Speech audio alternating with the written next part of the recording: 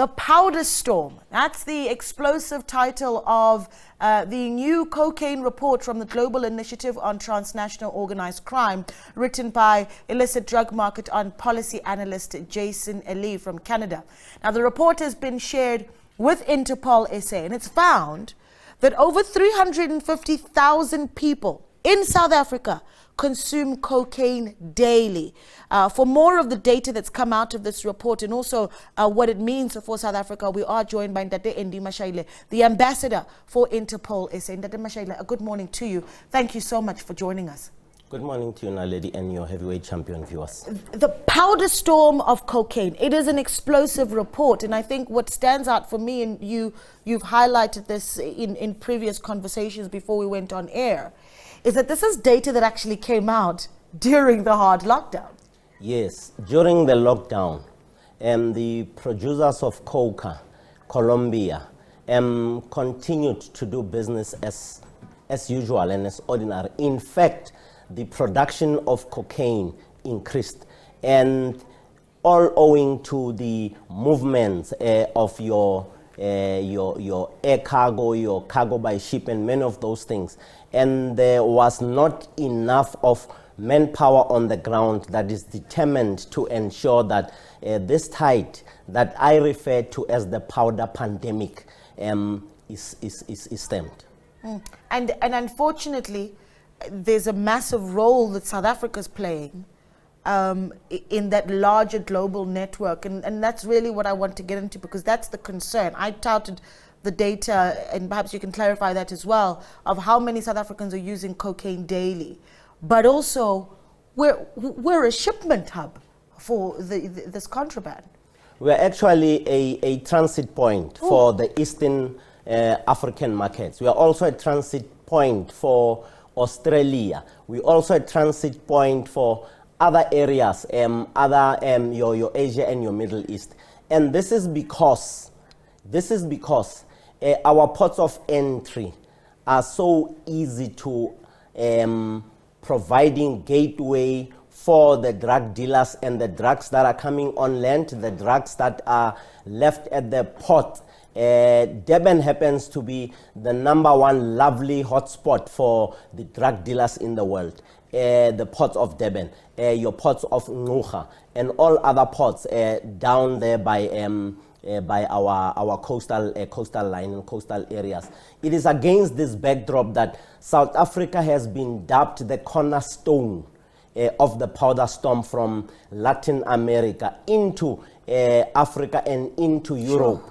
And besides South Africa providing that platform into Africa, Eastern Africa and Europe, you have Guinea-Bissau that collects drugs from Latin America, then distributing them to Northern Africa.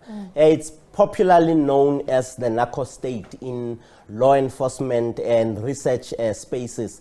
Your political elites becomes a problem. Your officials, just like officials in South Africa, are a problem in killing of the drug trade.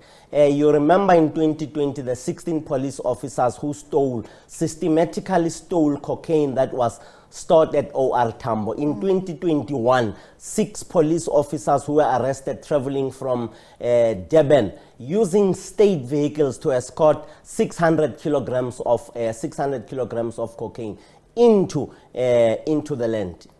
I think what's frightening for me, and as this report highlights as well, is just what big business drug trafficking really is, and I think that's the allure.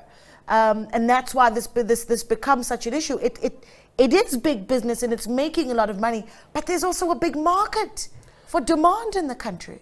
Let's keep on to the track of big business. They buy a brick of cocaine, pure cocaine.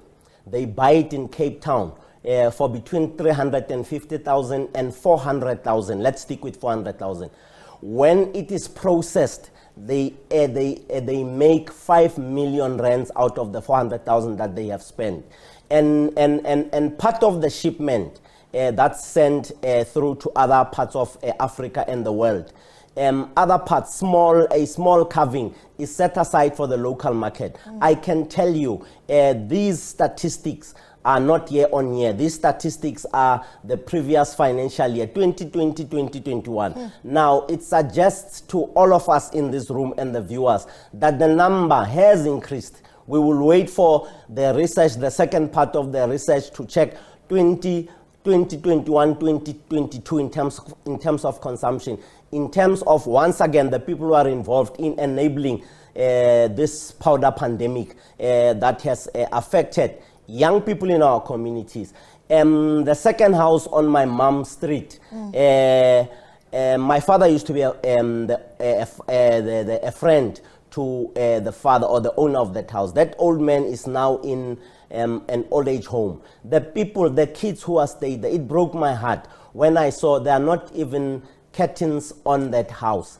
It means the little girl who stays in that house, who is an addict, has sold almost everything in the house. Ooh. Let me tell you, I grew up as a young man going there with my father. And when I saw that house, honestly, I shed tears. I've got two more questions then, Dada, because we can certainly talk about the police capacity. You saw that community in Acacia that we just showed before we got into this discussion, where a community member is pleading for vehicles, for their police officers, for capacity, for more boots on the ground because crime is infesting their community. I mean, let's touch on it. Is the issue here that our police officers and our police system simply doesn't have the capacity to deal with the issues that you're talking about? The drugs coming in the country, the drugs passing through the countries, the drugs going into our communities. And then what do we do as community members about all of this? It is correct. There is insufficient capacity to deal with this problem of drugs. This problem of drugs is what you and I would call a criminal problem or a crime problem. I would appeal to the Portfolio Committee on Safety and Security. Remember, I'm the former chairperson of the Gauteng Provincial Community Police Board. Yes, sir. Make resources available for policing. What kind of resources am I talking about? Your intelligence unit, the intelligence capacity must be briefed. I don't expect the vehicles to be chasing down drug runners in El Dorado Park, in Esteres, in Beckersdale, all over the world, in Soshanguve. I expect crime intelligence officers to be deployed in those hotspots. I am definitely sure that the crime intelligence officer who sits in an air-conditioned office in a police station can do better than they're doing.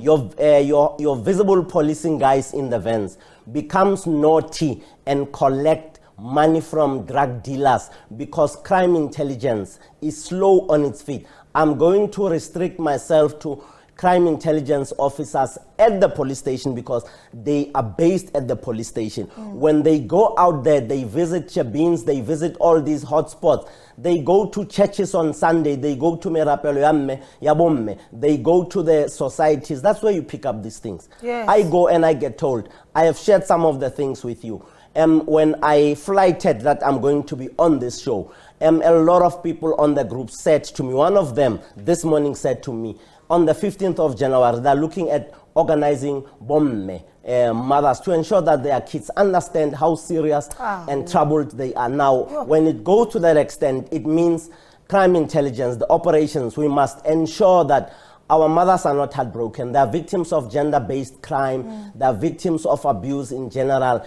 And us as children or our children add on to the pain. And I just said to those people, I'm coming to give you support. Now, it illustrates a very painful picture. When you see a young man that you brought up being skinny from the effects of taking cocaine and drugs, it breaks your heart. And I confront this young man, I say, you must decide whether I must give you one of these or you decide to walk away from cocaine. You know, he couldn't even look me in the eye on Saturday. He looked sideways, and I could see that I'm appealing to his conscience because he hasn't taken the stuff. He said, no, I promise I will leave the stuff in January. I said, when you need help, there are many people who are prepared to help you.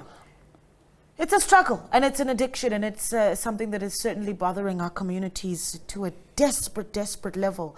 And Andy Mashaile, thank you so much for speaking to us and keeping a close eye as well on really how the movement of drugs is taking place in the country. Andy Mashaile is the ambassador of Interpol SA, with a very clear call to action, I think, for certainly law enforcement authorities in the country, and also appealing to our community members as well to be active citizens also.